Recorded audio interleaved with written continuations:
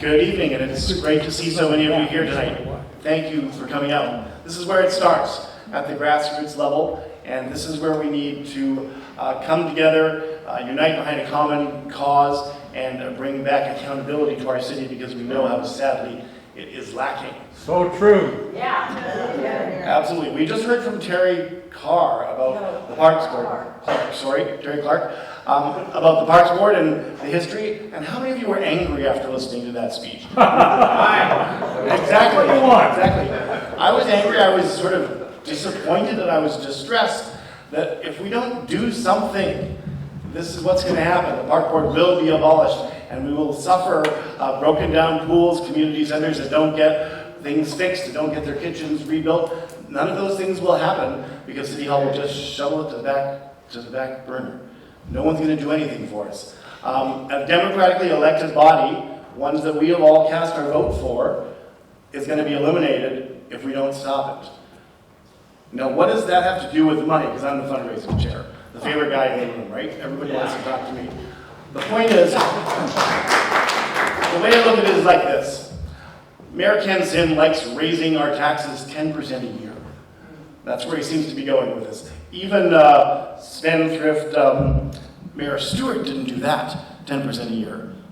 So how much would that cost you if it went up on your taxes? What's a 10% increase in your property taxes to you? Too much. It's a lot. It's absolutely a lot. And if you think about it, Compounding too. what's that third compounding? Yeah, it's compounding, no question. No question.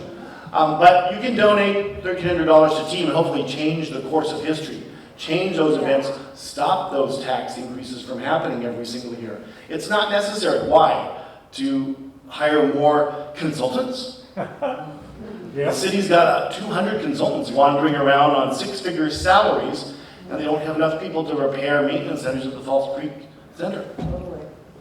How is that correct? How is that right? We need more people working the jobs that serve the city of Vancouver, not more consultants to tell us how to make developers happy.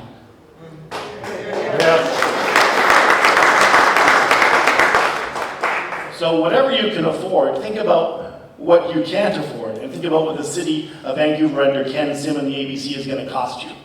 It could cost you the loss of a park next door. Yep. All of those parks that Terry talked about that run along Point Grey Road, those are not actually official parks. They could be sold off. And that's exactly what this city council wants to do. They haven't said so, but that's what they want to do. They learned when they told the Ken Stewart wanted to bring in road pricing and Ken Sim pounded that one. They knew that they could tell stories and they'd get away with it. Well, there's no story here. That's what they want to sell. They want to sell those pieces of land that are not currently designated parks. And we're going to ask Theodore over the course of the summer to make a map of those for us so you'll all know. There might be one next to you that won't be a park if Ken Sim and ABC win re-election. So we got to stop that. They're back with big money, developers who have lots of money to support them. They've got lots of family friends to support them, lots of other family members with similar names. I don't know if you've been following Elections BC. Elections BC's latest probe is to say that they need to answer some more questions or they risk being disqualified from the last election. Those are ABC councillors. It's finally getting serious. Sal Robinson, our great stalwart and secretary, has been leading the charge.